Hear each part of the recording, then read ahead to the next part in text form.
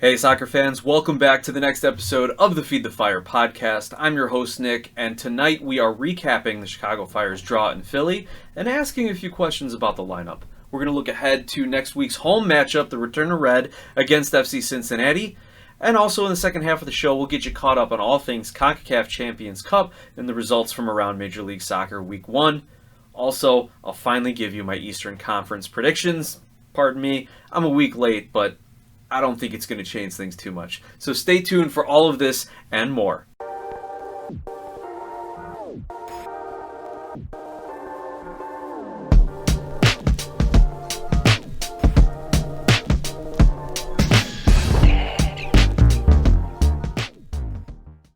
Hey soccer fans, thanks again for tuning into the Feed the Fire podcast. I am your host Nick. MLS has kicked off. Week 1 is in the books. My fantasy team is already one of the worst in the league, so we won't even talk about that this season, unless of course I do really well, and then maybe we'll have to do a featured segment on it. But regardless, we have so much to talk about within the Chicago Fire, within Major League Soccer, without Major League Soccer, looking at CONCACAF Champions Cup. We're going to get to all of that. But I gotta start off with a few little housekeeping matters just to recognize a couple of people. I want to thank on Twitter Skyway Willie or Transcendental Willie, whichever his name and his tag are. Appreciate you reaching out and showing some support for the show. Thank you for listening. Hopefully I can turn you into a regular listener after this show as well. Also, I want to recognize a new soccer channel to YouTube, someone who's been kind of over on Instagram and doing their thing over in the United Kingdom. I want to recognize the Soccer Brummy.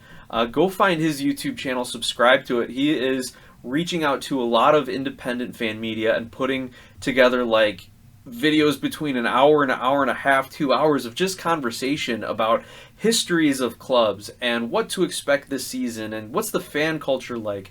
Compare and contrast their club to what they see over in the UK. It's a really interesting conversation. I was really happy to join Anthony, the Soccer Brummy, last weekend talking about the Chicago Fire and all the things we just spoke about. So go give him a subscribe and a follow and tune in for all the content that he's producing as well. Also, very happy to announce the continued partnership of Skira Icelandic Spring Water with the Feed the Fire podcast. And as a result of their financial support and commitment to the show, and as a result also of your listenership and viewership, we have expanded from an audio podcast to a video podcast to some extra graphics. And we'll be adding more graphics and better content and additional content as well outside of just this. Started up a renewed Facebook page, started up an Instagram account. Like, I feel like I'm an old man because I have to get on Instagram and I'm still figuring it out. So any tips and tricks are welcome. In addition, I was contacted by the website goals.tv about doing some Chicago Fire and MLS related content for their kind of soccer streaming platform. There are dozens and dozens of other content creators within Major League Soccer, within the global game. You know, I think one of their most watched channels is Barca Boy, Barcelona channel. So they've got a lot going on over there. Go check out goals.tv and be on the lookout for some videos from Glass House Soccer talking Major League Soccer. So with all of that out of the way, thanks to everyone for coming back as we are recapping the Chicago Fire 2-2 draw at Philadelphia Union. We're going to start just like every game starts with the lineups. And I had questions about the lineups. So let me review it and then I'll kind of quiz you on what I thought should have happened here. So starting in the back, Chris Brady in goal. From left to right, Gutman, Chihos, Pineda, and Aragoni. Klopas pulls out his usual 4-2-3-1 formation. Your defensive midfielders, Gaston Jimenez and Ferbers. And your attacking midfielders, Haile Selassie, Shaqiri, Gutierrez, with Hugo Kuipers starting up front.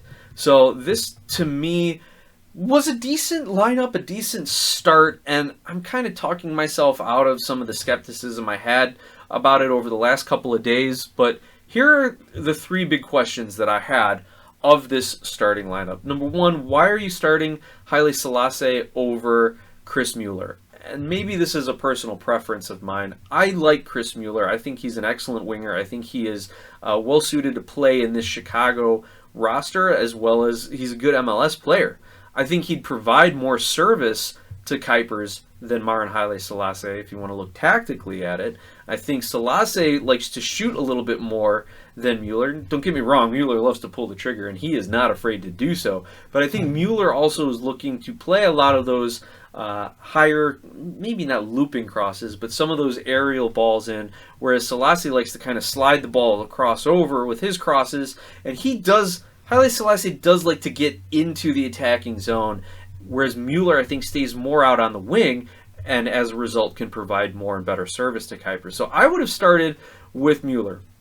And if you're going to believe that Klopas wanted a more attacking format, which is why he had Jimenez and Herbers as your Ferbers, my nickname for him, as your defensive midfielders, because these guys can get into the attack and facilitate and pass. At least that's what Jimenez is billed to do, is that he's a good passing D-mid. Then why wouldn't you put Chris Mueller, who is, I think, a little bit better for the attack with this lineup than Marin Haile Selassie? Again, I'm being nitpicky between the two. That's a personal preference, but I think it would fit more with kind of the theme if you agree that Klopas is trying to be more attack-minded in this one. Secondly, again, not a big deal. Maybe I am being a little nitpicky here. Shaqiri started the game as the center midfielder with Gutierrez on the wing.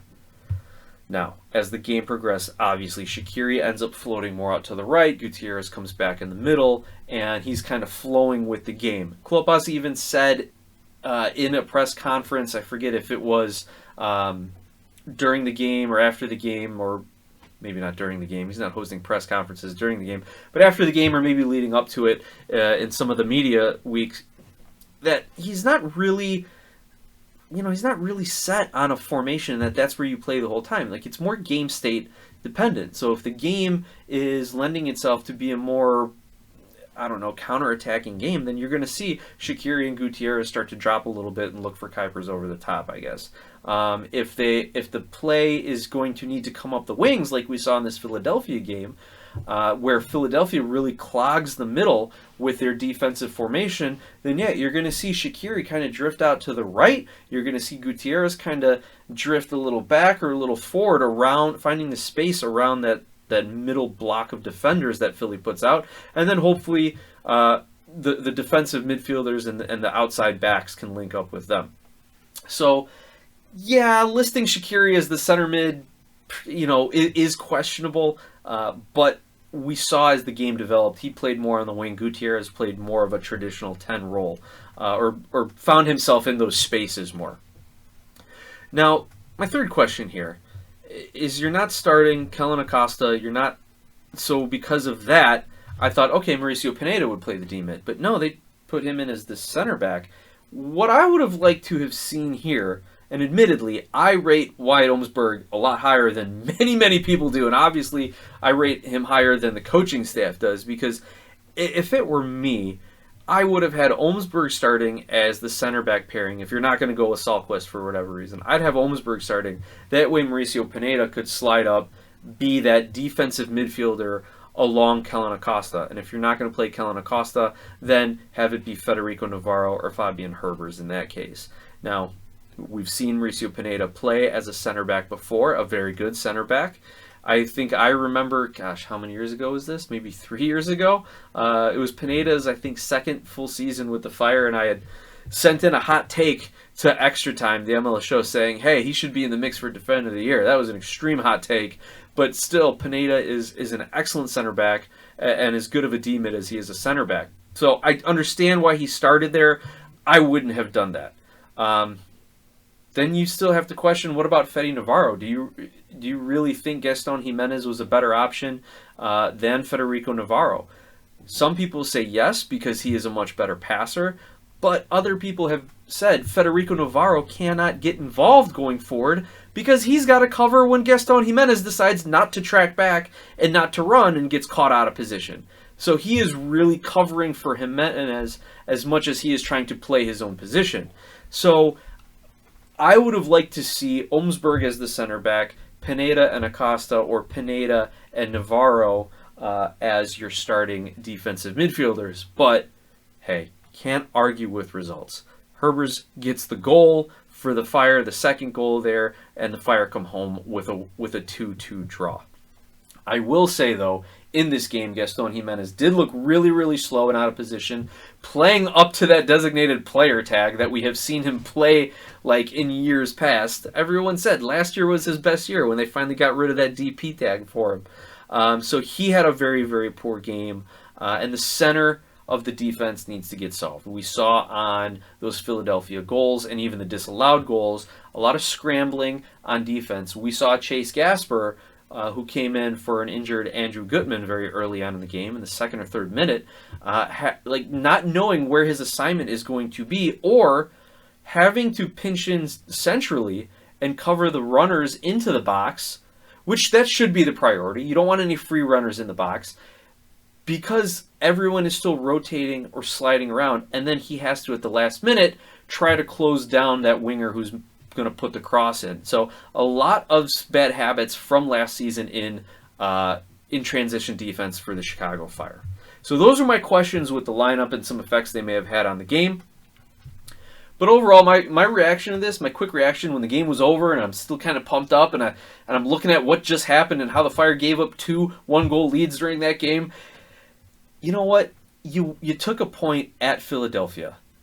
The draw, yeah, it felt like a loss, but you take the point at Philadelphia, who again is slated to be probably a top 5 team in the East, where the Chicago Fire, I think, haven't won a game in, it's been years. It's been years. I can't remember how many it is, but I'm sure that trivia is floating around on social media. The Fire have not won at Philadelphia in a number of years.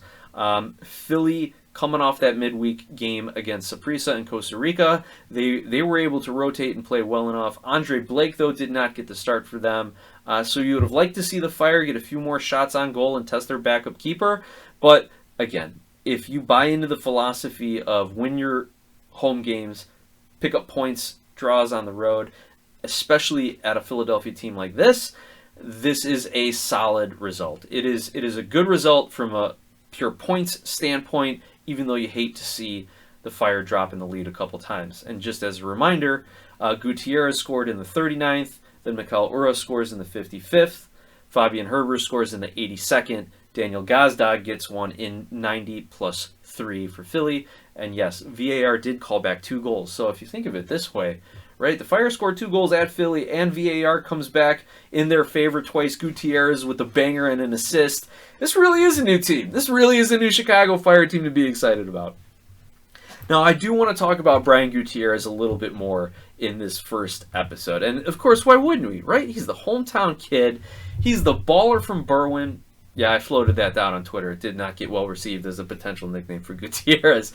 So I will retract that statement. Strike it from the record, please, Your Honor. So moved, so ordered.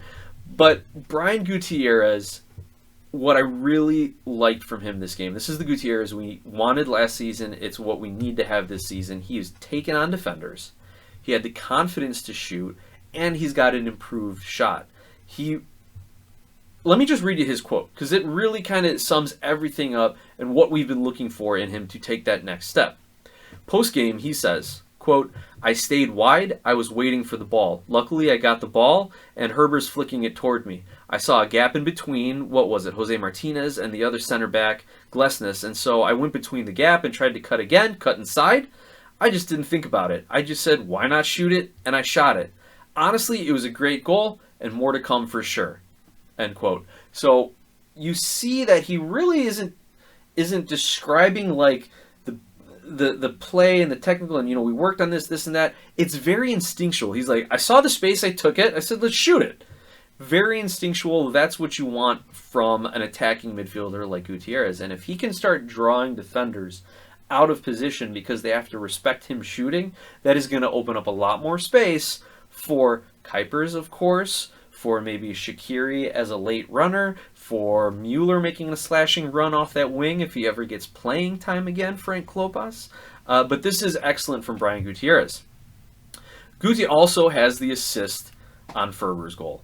And of that play, Gutierrez said, quote, "It was a good build-up by me and Kellen and Marin. A good build-up. I just followed the play, and I think that helped me out the most. I saw the keeper. He punched it out. Little rebounds in the box. I thought I saw Fabi in the corner of my left eye, and I thought he was in a better position than I am because the ball, it was coming with the spin, and so I thought he was in a better position, and thankfully we got the goal." End quote. Of course, I'm not saying it with the same inflection that he did. You'll have to go check out the Chicago Fire's website or the Men in Red 97 media page to kind of get some of that information. And you should be following all those pages anyway. Excellent content. So what this demonstrates to me, not just his play in the field, but his quotes post-game, it demonstrates his confidence in his attack, his vision on the field, especially looking to Fabian Herbers for that extra little touch. Most guys would have just tried to bang it in, right? Just hit it really hard and maybe get lucky, maybe get another deflection. But you heard in his quote, in that instant moment of the keeper punching the ball out, Gutierrez recognizes where he is, where the defenders are in front of him, the spin on the ball, and that Fabian Herbers has got a much better angle on the left. And you saw Gutierrez do this when he almost assisted Kuipers on a header that everyone is expecting 99% of the strikers in this world and attacking players in this world to try and turn that header, I mean, what was it, in the 34th minute, I think? Turn that header onto goal. But Gutierrez sees Kuipers taking the empty space on the far post and just dinks it right back. Now, Kuipers had to hold up his run just a little bit because he would have been offsides and then couldn't get to the ball. And I think maybe even he was a little surprised that Gutierrez played it back to him. But still, that's the vision that Gutierrez has now that he had been developing and the confidence to make that decision that he has needed over the last couple seasons. So this is fantastic. However, you still got to look at Gutierrez as not being that complete player just yet because he did have a few defensive lapses in this game. I think one of the goals, I think Philly's first goal, if you go back and watch where his positioning is, he lets Ura get behind him, and then on one of the goals disallowed by VAR, again, you see that potential goal scorer getting behind him. Again, these are transition defense problems. Do you mark the runner? Do you stay in your defensive zone? That kind of a thing. But it did not look good for Gutierrez. However, in the grand scheme of a 2-2 draw at Philadelphia, where he has a goal and assist, I guess I can overlook the defensive lapses this week, right? Okay, the last talking point I think about this starting lineup and getting into this game and some of the play was the fact that Xherdan Shaqiri is wearing the captain's armband, not Rafa Chihos. And a lot of people were making a big deal about it. I don't think it's a big deal. Here's where I think it is. A lot of people said, well, Chihos was criticizing the roster, that they're not good enough, they need to add pieces, so you can't let a guy who's criticizing the team be the captain of the team. Maybe that's Frank Klopas if you believe he's the vibes guy sending that kind of message or saying we need some positive vibes. What I think this is, I think it's less about Chihos. I think it's more about Frank Klopas needing Xherdan Shaqiri to step up his game as a leader and as a player on the pitch. And that is why he gave him the captain's band and said, you need to prove why you're going to be the captain. Because if Shaqiri has those lazy games again, where he's jogging back, letting midfielders progress the ball right around him without making even a token challenge to try to get in the way or something, then he's going to lose that armband, he's going to lose that respect, and it's going to be an issue for the team. So hopefully this is that little extra bit of motivation. It's one of those coaching techniques, right, where you know the guy's got it, and if you put faith in him and believe him, then he may become it. So hopefully that's what it is, and that's all it is, and it's not an issue of Rafa Chihos or anything. Moving on to our last little part of this game recap, I always like looking at the statistics just to see if they kind of match up with the eye test of the game, and also just to kind of, when people spout off statistics, it's like, well, is that good or bad? I don't know. So I try to track it week in and week out and see. So, like, for example, I always look at the passing numbers here. 428 passes by Philadelphia, 367 passes by the Fire, 79% passing accuracy. So is that good? Is that bad? So 367 passes, not very good. Not good for a team like the Fire who do want to control the midfield and then, launch their crosses and play those balls into Hugo Kuipers. If they're going to be a purely bunker counter team, then yeah, that's not terrible. Go compare that to some of those Red Bull passing numbers or even to some of those LAFC passing numbers, depending on their opponent. 43.8% possession, not exactly what you want. Philly also is a team that likes to counterattack, And they ended up with 56% of the possession. So that's a problem for the Fire right there, that they were not able to turn over Philadelphia and break up their attacks, or at least control sections of this game. And if you look at the 5-minute possession intervals, I think the Chicago Fire only won maybe 3 or 4 of those throughout the game. The Fire ended up with 10 shots, 4 on goal. That's not terrible. 3 blocked shots. So considering the Union had 13 shots, 5 on goal, and the Fire were able to block 3 of those shots, not bad from some of the defensive positioning. Here's what I didn't like to see. Only 3 corner kicks from the Chicago Fire, only 8 total crosses, only 1 offside. And you might be wondering, why am I upset with the low offside? Well, they're not stretching the defense. They're not keeping them honest. They're playing to... That is a sign, does it match the eye test, that our strikers and attackers are playing a little bit deeper, or maybe playing out on the wings where they're not going to be trying to slash towards the goal and possibly get pulled offside by the defense. So I think this shows that the Chicago Fire did not have as much possession as they wanted in the offensive third. They weren't getting the ball into the corners where their wings can get those crosses in and win some corner kicks, or just get the crosses in, right? Only 8 crosses compared to Philadelphia's 18. And when you've got a striker like Kuipers, you need to be getting him a lot more service. So that is one statistic we need to keep an eye on throughout the season. This one I think might just be a glitch in MLS's data keeping. It says aerial duels won, 0 for Philly, 0 for Chicago. So I'm going to just chalk that up as a glitch. The Fire did have a 1.4 expected goal. Brady's credited with 3 saves. The defense had 28 clearances and 12 fouls, 2 yellow cards. One of those yellows, though, was Chris Brady for time wasting. But again, it shows you that the game was played in the Fire's half. Speaking of some of the advanced metrics, like I said, 1.4 expected goals. So the Fire, given all those 10 shots, should have scored at least 1 goal, and they ended up with 2. So kind of about where you would expect it. Though Gutierrez's goal, I think, had some minuscule chance. It was like a 0.14. Sorry, did I hear 14% chance of going in? So they get the goal on one of their lowest probability shots. Something to keep in mind: can they create higher percentage shots with Hugo Kuipers coming in? Hopefully with Mueller getting some more time, with Koutsias coming in. I got to imagine that Tom Barlow miss late in the game that would have hopefully sealed the win for the Fire had a pretty high expected goal value to it. And so if you think about it, the Fire really did not create as many opportunities as they need in order to keep up with a team like Philly.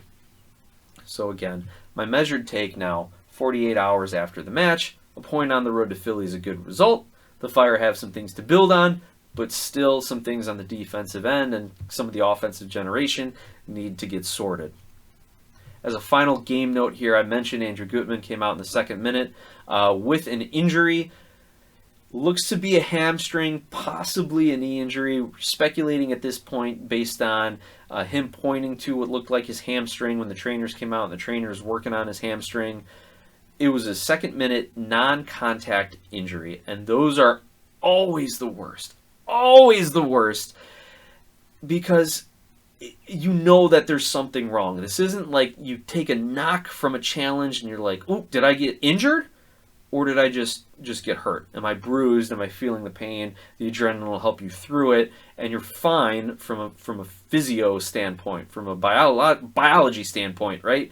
But with a non-contact injury, and to see him go down, hitting the ground, crying as he's limping off the field, it's got to be a lot worse than it appeared. I'm hoping he just severely pulled a hamstring. Can you severely pull a muscle and have a light pull? I don't know if that's a thing. I'm hoping it's just a pull, not a tear, not any sort of knee damage, ligament damage. But hopefully we'll get an update from the Chicago Fire. In the meantime, I'm just praying for Gutman that he has a speedy recovery and that we get to see him play a full 90 in his return to Red. All right, at this point in the show, I'm going to take a sponsor break. And again, we're happy to welcome back Skira Icelandic Spring Water as the sponsor for the Feed the Fire podcast. However, if you are out there and if you are in business and looking to expose your brand to a number of Chicago Fire fans and Chicago soccer fans and those around the country as well. By the way, 3% of my audience is actually international. So we got an international footprint here at Feed the Fire, all right? If you're interested in signing up as a sponsorship partner, as a corporate partner with Glasshouse Soccer and Feed the Fire, please reach out to me, glasshouseSoccer@gmail.com, or direct message me on Twitter at GlassHouseSoccer, also Facebook and Instagram at Glasshouse Soccer. You can reach out to me and we can figure something out, what we can do to help each other grow. So, with that, I will remind you, Skira, Icelandic spring water. The word Skira, it's Icelandic for clear, just like the water. The water comes from a spring in a government-protected nature preserve in Iceland with naturally low mineral content. This isn't your average water. Clearly, pun intended, it is one of the best. And as we transition away from our water break, we are transitioning right into our featured guest. He is back. His first segment of the season, John Donovan. Take it away. John Donovan here, talking about the MLS and the Chicago Fire. Nick, this was a good game. It really was a fun game to watch. I was a little bit concerned about the lineup, the starting lineup. Jimenez and Herbers in the middle starting when you had Acosta on the bench didn't make a lot of sense, and putting Shaqiri in the middle again. But the first time in my life I've ever seen Klopas adjust properly to the game. He double substituted the left fullback, and I thought he ended up with Dean, and that went real well. The start of the game really brought me back to my own career. I had a hamstring pull, but mine was really bad. You couldn't walk with mine. Gutman walked off the field, which means probably he's out for about 5 weeks. That's the norm. Maybe a little bit less as a pro athlete, but that's the norm. Gutierrez had a good game. One side he had a good game, one side he had a bad game. He scored a beautiful goal. Finally, he's looking at the goal. I mean, he had two guys hanging on him, and he ripped one right over the goalie. A beautiful goal. But then seconds later, Sullivan, who I am really impressed with from Philly. I think he might be the next Landon Donovan. That's quite a statement in my world. But Sullivan just ripped apart the right defense of the Fire. Gutman was out, Gasper was playing, and Gasper was getting tooled. And one of the reasons he was being tooled was because the defense wasn't good. The defensive midfield wasn't coming back and assisting him at all. So Sullivan had his way on the right side, and he tied up the game at, 45th minute or something like that. Pineda, I've always liked him playing, and I personally would have started him in midfield, but the guy is a player. He's a tough American player. I was pleased to see Klopas starting him. He easily was the best defensive player on the field for the Fire, easily. The rest of the guys had a decent game. Aragoni, he looks decent. We'll have to see. The midfield play, I thought, was Herbers always plays a tough game, especially in Philly. He played for them years ago, and his goal was, sort of a garbage goal, but he's always around that front of the goal. When Klopas put in Acosta and pulled out Shaqiri and let the team start playing, I thought it really was a much better squad. Shaqiri just is not a center midfielder. It's a disaster experiment. He takes the ball, turns, and passes. As a center midfielder, you've got to drive the ball to get those defenders to commit to you, then you kick the ball off. Now that we have Kuipers, this wonderful center forward who just hangs around the goal. I mean, his job is scoring, and I believe he will this year. I mean, he had a couple of good chances at this game. I'm sure he's still getting used to players, and they're getting used to him. But I think overall, the guy is probably a really good player. And then substituting him out, bringing Barlow in at the end, I thought really worked out well.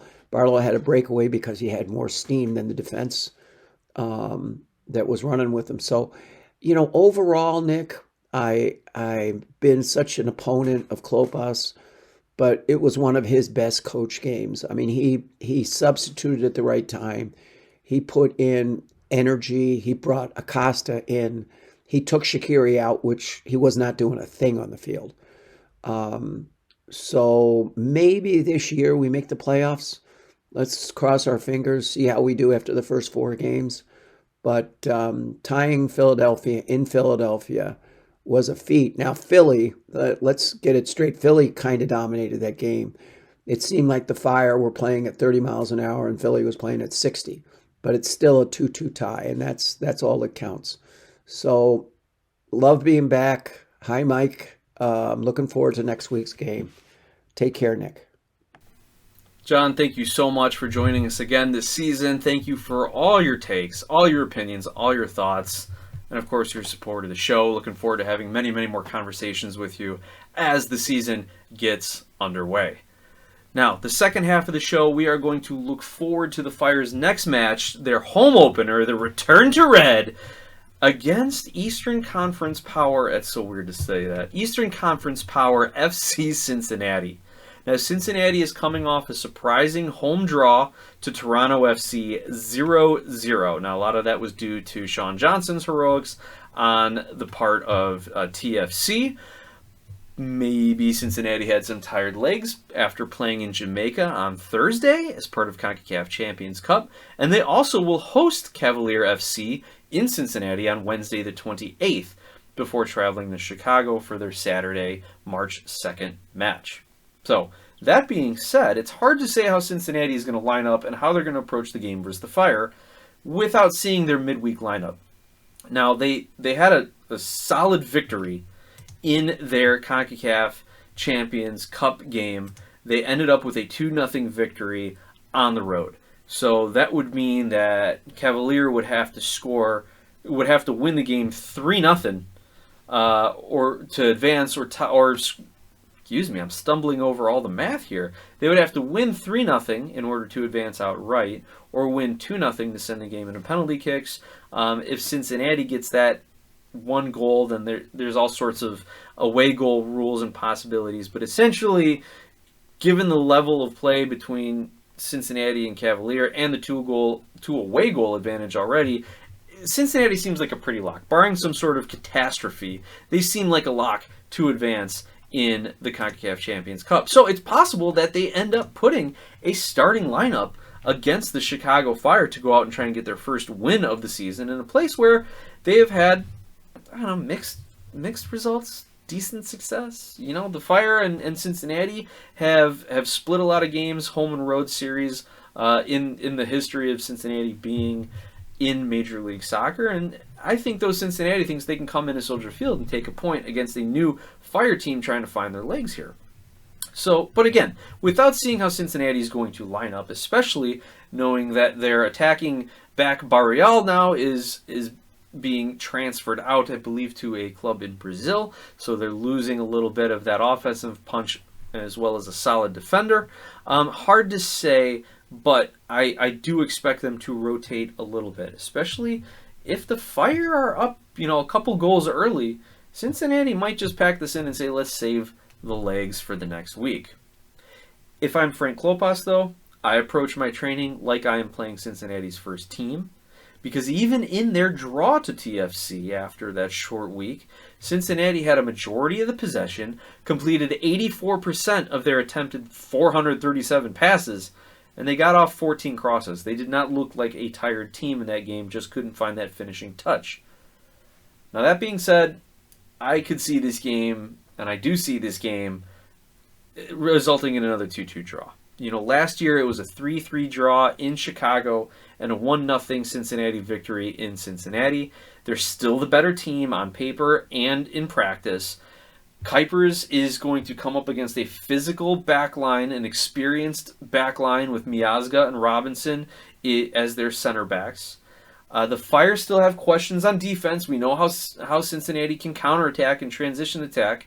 So Acosta Lucho Acosta, not Kellen Acosta, are going to definitely try to exploit that. And if we see Jimenez with another start, if we see Chase Gasper having to fill in on the left back, you can absolutely expect that Cincinnati is going to go right at Jimenez and Chase Gasper, much the way that Philadelphia did in that game, which is why some people were questioning, well, why are you subbing out Chase Gasper? He was a sub in anyway.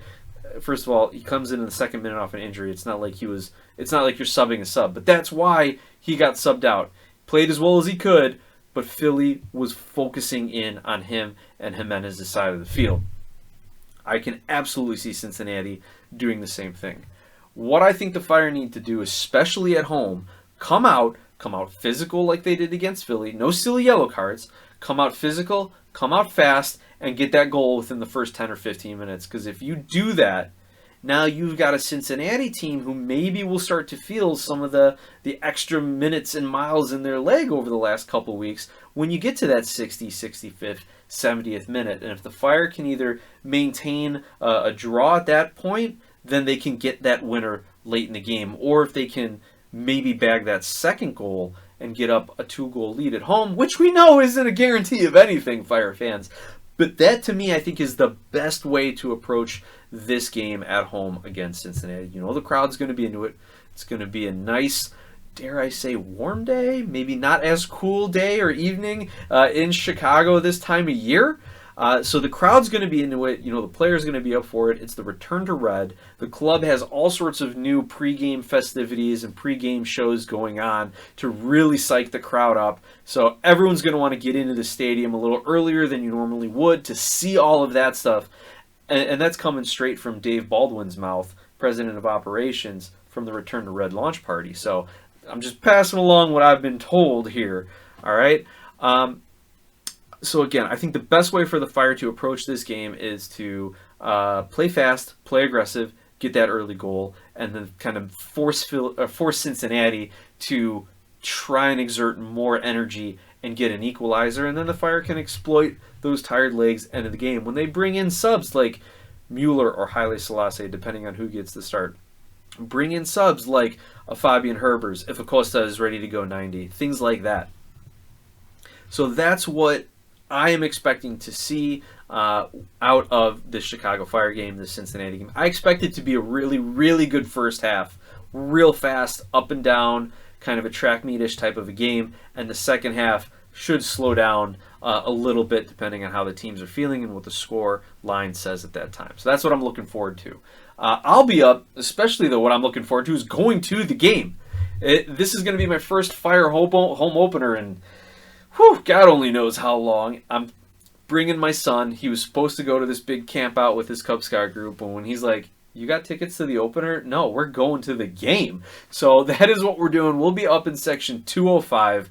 If you are in the upper deck, if you're up there, or if you're just out and about, please reach out and say hi. Whether you email me or message me on social media, it would be great to say hi to any of our listeners out there, see what you like about the show, what we can improve on, or just what you think about the Chicago Fire and the league right now. Would love to hear all your thoughts. Love to meet you again. I'll be up in section 205 for the bulk of that game. Now, let's transition away from Chicago Fire, from Major League Soccer for a moment. We have the Concacaf Champions Cup going on, the aforementioned Concacaf Champions Cup, and we're going to give you quick updates here as to what's going on in the Cup with these MLS teams here. Real quick, as you know, it used to be the Concacaf Champions League. They've rebranded, they've expanded, and now we've got the Concacaf Champions Cup. So if you're looking at the bracket, we're still in round one. If you're looking at the top left of the bracket, you've got Pachuca as your pre-seeded club. You have Philadelphia against Saprissa, winner to play Pachuca, and Philly right now has a 3-2 lead after winning in Costa Rica. So again, barring a pretty substantial collapse in Philadelphia, I think the Union get through there. In the bottom half of that quadrant, what team is this? What team am I looking here? ROB abbreviation. Man, I really got to go look at my Caribbean and Central American clubs a little bit. Don't know who that is, but they've got Toluca and CSH. That is Herediano. rallying there to defeat Toluca. Big win for them. All right, so we've got probably Philadelphia Pachuca as the favorite team coming out of here. I'll give it to Philly. I think they're better at this point. All right, in the bottom left of the bracket, you've got Club America, and they have advanced out of their first round. They are matched up with Chivas Guadalajara, who beat the Hamilton Forge of the Canadian Premier League. And what I would expect also New England to eventually match up with Club America in the quarterfinals there. I think America advances past Chivas, and we've got New England, who should advance in their match against CAI. What team is this, man? I should have done a little bit of note taking here. Independiente. They get the victory over them 1-0, and hopefully they can come back to New England and lock it down and win home. So you've seen the MLS teams getting some good away goal advantage here. So that's my expectation. New England and America in the quarters. And moving over to the other side of the bracket, so I'm kind of rambling here. I'm going to tighten it up right now. I feel it. I'm going to tighten it up. You've got Columbus in the top right. They're the top seed there. So they get a bye in the first round. They're going to face the winner of Houston and St. Louis. Now, St. Louis won the first leg at home 2-1, and the next leg at Houston, February 27th, so Tuesday evening. We'll see if they can have that one away goal really mean something for them and advance to go meet Columbus. So we've got kind of the MLS group up there. Now, the other half of that quadrant, Tigres comes back to defeat Vancouver. Vancouver was feeling pretty good. 1-1 draw in Vancouver against the powerhouse of Concacaf, the Gigante, and they show it. Tigres ends up winning the second leg at home 3-0 for a 4-1 aggregate victory over Vancouver.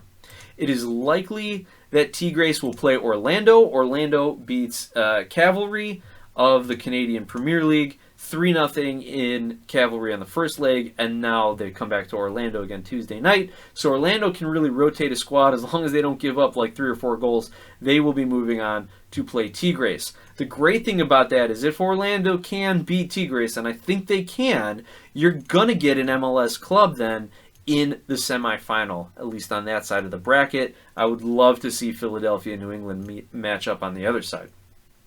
Now, looking at the final quadrant of Concacaf Champions Cup, you had Monterrey winning their first round matchup, as expected, 7-1 on aggregate. That is, I mean, we know how big of a club Monterrey is. We know how good they are in this tournament. But to defeat, even if it is Comunicaciones and Guatemalan team, 7-1, they're ready. They are ready for this. They will likely play Cincinnati, and that's going to be an excellent matchup.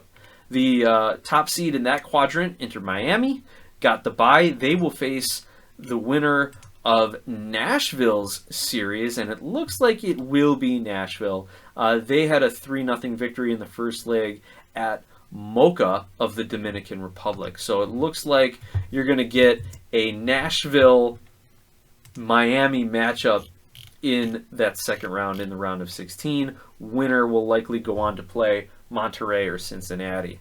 That is kind of where things stand right now.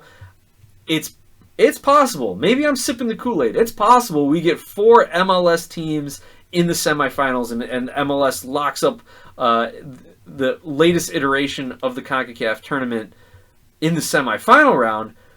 Would not surprise me either to see Monterrey and Tigres facing off in one semifinal and Pachuca and America in the other semifinal, right? So that is what I am looking for and what is going on in CONCACAF Champions Cup. All right, to wrap things up, let's take a quick look at some of the scores from around the league this week. Obviously, the league kicked off Wednesday night with Miami's 2-0 victory at home against Real Salt Lake. Salt Lake just could not get the offense going, and Miami's going to do what Miami's going to do with Messi and co there, especially at home, 2-0. And if that's the last time I ever see Will Smith at a soccer game, I'd be happy. Saturday, February 24th. Ooh, yeah, Smith catching strays there. He was just such a fanboy for Messi. It was kind of embarrassing for him. Anyway, looking at the MLS games, Saturday, February 24th, Columbus with an excellent opening match, 1-0 victory over Atlanta.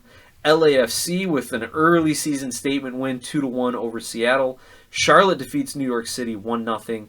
DC, this is a big one. This, as bad as DC was last year, Christian Benteke comes out, scores a hat trick to defeat New England 3-1. Could DC be moving up the standings in people's minds and hearts there?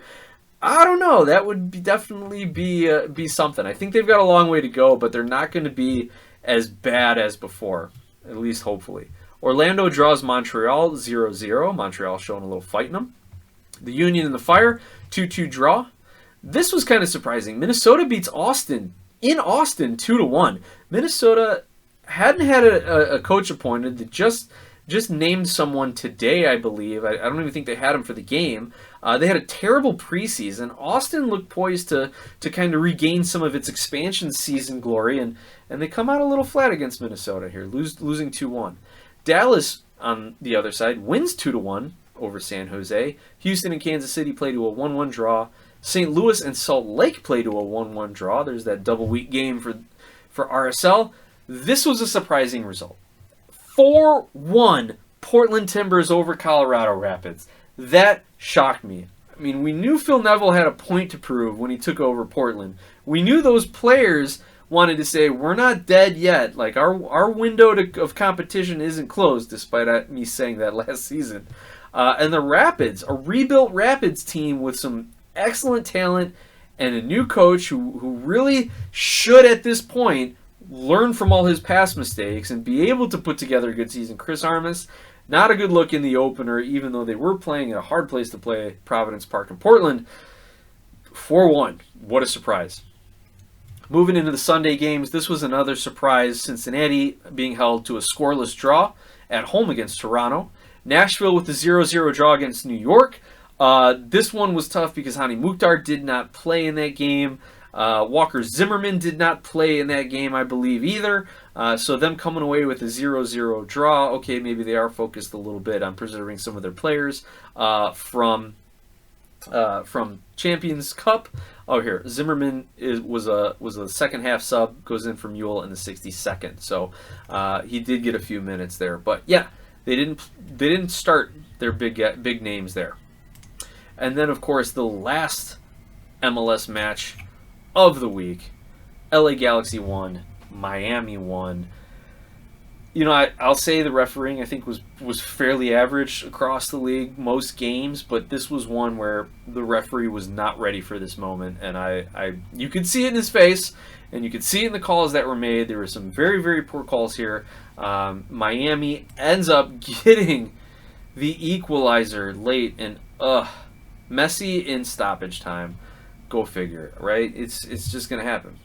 But the Galaxy showed a lot of promise. Their new signings, Paintsill and Peck, I believe is his name. You know, they look like they're going to be guys who are going to do very, very well in Major League Soccer. They're calling them the 3P, Paintsill, Puig, and Peck. I think they should come up with a better nickname than that. But we'll see what happens, right? So that's the roundup for the weekend. Let me check my notes here. Anything else? Oh yes, my Eastern Conference predictions. All right, we're already running over time, as we always do here, because I love talking soccer, and you know I just love to talk, right? So let me real quick run down my Eastern Conference predictions. I don't see too much change from last season. I think that the top teams are still the top teams, and I think the bottom teams are still the bottom teams. I see a little movement in the middle, and maybe some surprises can upset this if Christian Benteke can keep scoring the way he has been, if Montreal can outperform a little bit more, if their signings that look good on paper can really hit, if the Fire are a legit playoff team. These are the kind of things that really made that middle of the pack hard to rank. But with Duncan McGuire's return, with Facundo Torres' extension, with everything they've been building down in Orlando, I've got Orlando City finishing atop the Eastern Conference, followed by Columbus, Philadelphia, and Cincinnati. So I don't think those top four changed from the end of last season, but that is who I have as my top four here.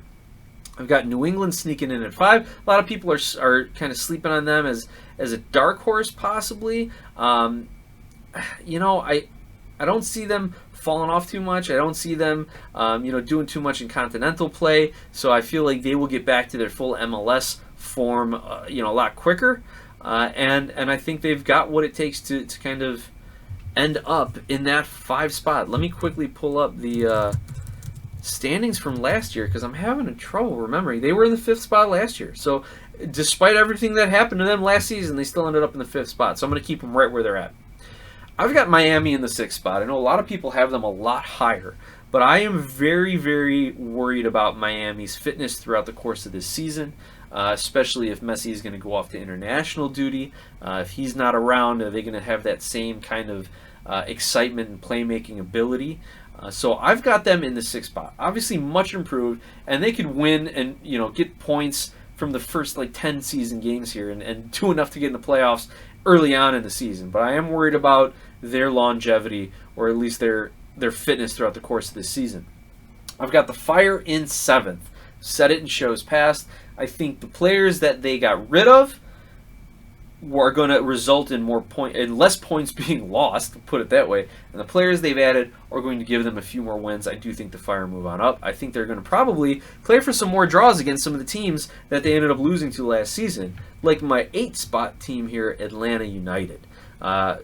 Who knows what's going to happen with Almada? Who knows what's going to happen with Guzan in goal? A lot of people were wondering why he's still starting. But as long as you've got Giacomakis and a good supporting cast around him, he's going to get opportunity to score goals. Atlanta is still a well-coached team as well. I've got Red Bulls in 9. Nashville, I think they take a drop down to 10. There were rumors about Hani Mukhtar going overseas. If he's going to have a great season for Nashville, I think Nashville's going to need to cash out on a transfer in order to continue to build over the next 2-3 seasons, and that could happen. Additionally, with them playing continental play, it's the first time they've ever had to do that, so I think that is going to really hamper their season. 11 and 12, Charlotte, New York City. 13, 14, 15, Montreal, DC, Toronto. Sorry, Jay. Sorry, Mike. I just don't see Toronto and DC moving all that much. I don't see that they have done too much. Maybe I'm just missing the headlines out of Toronto and out of the capital city here, but I think they are still a long way off, and I think that they are about the same relative to the Eastern Conference as they were last season. So that's why I've got them down there, and that is my preseason predictions for the Eastern Conference. If I'm feeling it, maybe we'll do the Western Conference next week, but I know even less about those teams than I do about the Eastern Conference. So with that, I want to thank everyone. I want to thank John Donovan for contributing. Thank you to Skira for agreeing to sponsor us for another year. And thank you to all our viewers and listeners. Please share the show, grow the conversation around the Fire, Major League Soccer, and the sport in America. And I'm looking forward to seeing you all out at the home opener. Return to Red, baby. Let's go Fire.